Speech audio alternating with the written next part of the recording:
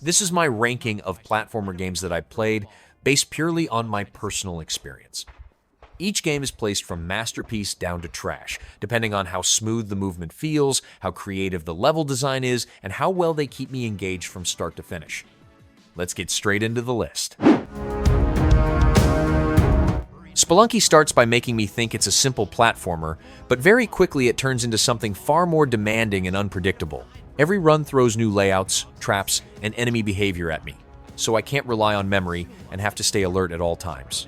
Small mistakes often lead to instant failure, but those moments feel meaningful because each attempt creates a different story worth remembering. I begin with the same basic tools every time, and success depends entirely on how well I use them rather than what I unlock or find along the way. Progress feels slow early on, but I can clearly see my skills improving with each run as I adapt. Even after repeated failure, I keep going back, trying to handle situations better than before. It belongs in the masterpiece tier. Inside starts with a quiet and unsettling tone, and without any dialogue, it slowly builds a world that feels mysterious and heavy at the same time. I move through each area with simple controls, but the way puzzles and movement come together makes every moment feel carefully designed. There are no instructions, so I learn everything by observing and reacting, which keeps me fully engaged. The environments constantly change, introducing new ideas without repeating too much, and the pacing never drags. Some sequences feel tense, where I barely escape danger, and others feel calm but still uneasy. The visual detail, sound design, and animations all work together to create a strong atmosphere that stays with me even after I stop playing. It secures its spot as a masterpiece tier entry. Pizza Tower starts as a fast and chaotic platforming experience where movement and momentum become the core of everything I do. I begin learning how to chain actions together, smashing through enemies and walls while trying to keep my speed going without interruption. The levels are built in a way that rewards skill and timing, especially when I try to improve my runs instead of just finishing them. Each stage adds something new, whether it's a mechanic or a twist that keeps things from feeling repetitive and predictable over time. The escape sequences at the end of levels create real tension, forcing me to react quickly and take risks under pressure. The art style and animations feel wild and expressive, matching the energy of the gameplay perfectly from start to finish. This settles into the excellent tier. Hot Lava builds around a simple childhood idea, turning everyday places into dangerous obstacle courses where the floor becomes something I must always avoid. I move across furniture, walls, and objects while trying to keep my momentum going, and the parkour mechanics feel smooth once I understand the flow.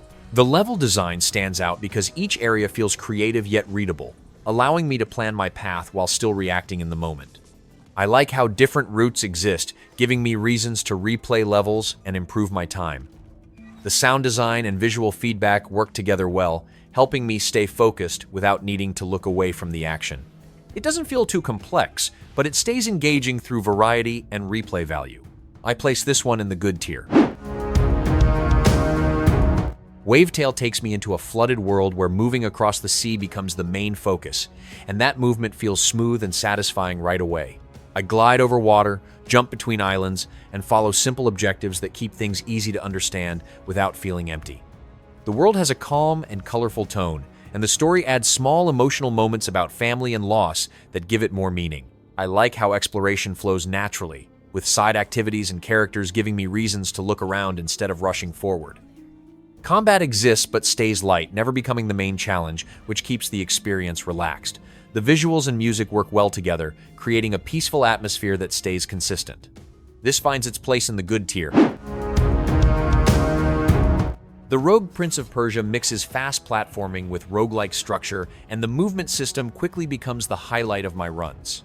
I move across walls, jump between paths, and keep switching directions in ways that feel smooth and responsive when everything clicks together. Combat adds another layer, with different weapons and enemy types forcing me to think before rushing in, especially since taking damage can end a run quickly. I like how each attempt feels slightly different, even if the overall content still feels limited at this stage. The visual style stands out with bright colors and fluid animations that make movement easy to read while staying stylish. Some repetition shows up after a while, but the core mechanics stay fun enough to keep me playing. This fits well into the great tier. A Highland Song follows a journey across hills and mountains where exploration and storytelling take the lead over complex mechanics. I move through the landscape by running, climbing, and managing simple resources, while trying to find the right path forward using landmarks and rough maps. The world feels calm but also uncertain, as I often question if I'm heading in the right direction. What stands out most is how the story unfolds through small moments, with music, narration, and environmental details building a strong atmosphere. Some sections, like the rhythm-based running, add variety without changing the core experience too much. It's not focused on challenge, but more on the feeling of travel and discovery. That steady pace works well, even if it doesn't offer much replay depth. This settles into the good tier. Vagante starts as a dark and unforgiving platforming adventure where every run feels risky and unpredictable from the start. I choose a class and enter randomly generated levels filled with traps, enemies, and tight spaces that demand careful movement. The limited visibility adds tension, forcing me to stay alert as danger can come from almost anywhere. I like how each run feels different, with new layouts and situations keeping things fresh even after repeated attempts. Combat feels simple, but survival depends more on positioning and decision-making than raw attacks.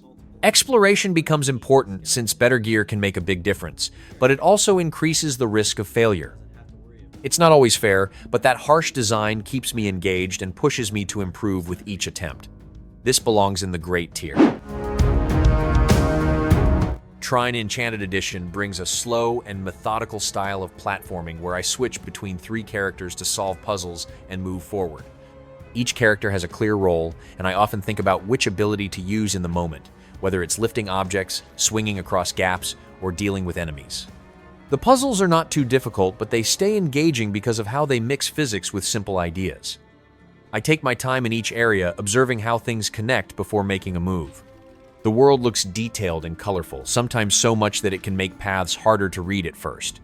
Combat feels less important compared to the puzzle design, but it doesn't interrupt the flow too much. This earns a place in the great tier. Celeste begins as a precise platforming challenge where every jump, dash, and movement demands full focus and control from me.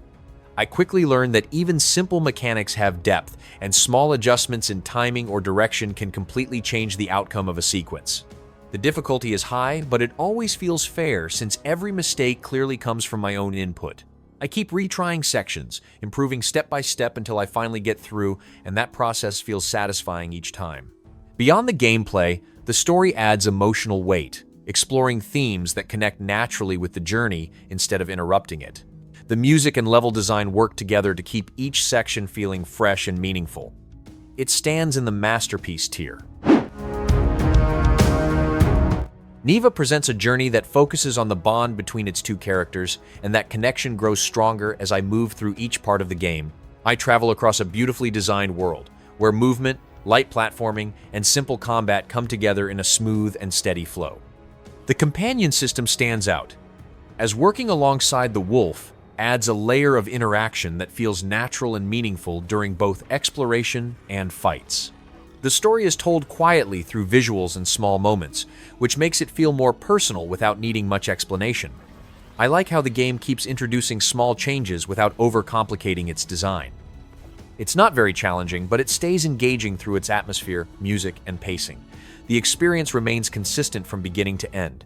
This settles into the excellent tier. Planet of Lana presents a quiet experience where I guide a young girl through a world filled with puzzles, machines, and natural beauty. I move through different environments while working alongside a small companion, using teamwork to solve obstacles and progress forward. The puzzles feel well balanced, giving me enough challenge to think without ever slowing the pace too much. I like how the game mixes moments of tension with calm exploration, letting me take in the scenery and atmosphere between sections. The story is told without much dialogue, relying on visuals and music to carry emotion, which works really well. Each area introduces something new, keeping things fresh without overcomplicating the experience. It's a short adventure, but it stays memorable through its style and pacing. This lands in the excellent tier. Rain World presents a harsh survival platforming experience where I constantly struggle to stay alive in a world that feels alive on its own. I move carefully through each area, watching enemy behavior and trying to understand how everything reacts around me instead of rushing forward. The movement feels fluid and natural, but danger is always close, and even small mistakes can end a run instantly. I like how the game avoids direct guidance, letting me figure things out through observation and trial, which makes progress feel earned. At the same time, the systems can feel punishing, especially when I lose progress due to things outside my control. Still, the atmosphere, animation, and world design keep me engaged despite the difficulty. This fits into the excellent tier. White Shadows shows a dark and stylized world where I move through a society built on control, using simple platforming and light puzzle solving to progress. I guide the character through areas that rely on timing, hiding, and basic interactions, which feel familiar but still work well enough to keep things moving. The gameplay itself doesn't try to do anything too complex, but it stays consistent throughout. What stands out most is the visual design, with strong lighting and monochrome style creating a unique atmosphere that carries much of the experience. Some moments feel more impactful because of the presentation rather than the mechanics, which helps keep things interesting. It's not deeply challenging, and some parts feel predictable, but it still holds attention through its style. This lands in the good tier. Alice Madness Returns mixes platforming with combat, and I spend most of my time switching between exploring large areas and fighting through groups of enemies. Movement feels flexible, with jumping, gliding, and shrinking adding variety to how I navigate each section. Combat flows well too, letting me chain attacks together using different weapons in a way that feels smooth and responsive. The world design stands out with a dark version of Wonderland that looks creative and different across each area. At the same time, I notice repetition in both level structure and encounters, especially during longer sessions. Some parts of the environment also break immersion with awkward limitations or visual inconsistencies. Even with those issues, the style and core mechanics keep things engaging enough to continue pushing forward. This places it in the great tier. Ori and the Blind Forest starts with a simple setup, but quickly grows into a demanding platforming experience that pushes my timing and movement skills in every area. I explore a connected world, unlocking new abilities that change how I move, reach hidden paths, and approach challenges. Each upgrade feels meaningful, and I notice how older areas open up in new ways as I progress. The escape sequences stand out the most, forcing me to react quickly and execute precise movements without mistakes. At the same time, the visuals and music create a strong emotional tone that carries through the entire experience. Some combat moments feel less refined, but they don't take away from the core focus on movement and exploration. Everything comes together in a way that stays memorable long after finishing. It stands among the masterpiece tier. Psychonauts takes me through a series of unique levels set inside different minds, and each one feels completely different in style, tone, and ideas. I use psychic abilities alongside platforming to explore these spaces, switching between powers depending on the situation. The creativity stands out the most, with levels built around unusual concepts that keep surprising me as I progress. The humor and writing add personality throughout, making even simple moments more memorable. Platforming can feel inconsistent at times, especially during tougher sections, which slows things down occasionally. Some mechanics and controls also show their age, but the core design still holds up well. What keeps me going is how original everything feels, with no two areas playing the same way. This finds its place in the excellent tier. Clustertruck builds around a simple idea where I jump across moving trucks while everything around me collapses, crashes, or spins out of control. At first, it feels easy to understand, but very quickly the chaos takes over and turns each level into something unpredictable.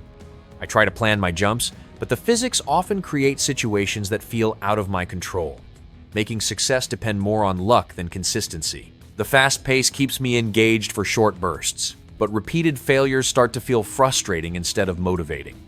Even though the controls are responsive, the constant randomness and heavy difficulty spikes make progress feel uneven. Some moments are fun when everything lines up, but they don't happen often enough to carry the experience. This falls into the trash tier. That's my list based on how these platformers felt to play overall. If you've played any of these, I'm curious where you'd place them or what I should try next. Thanks for watching.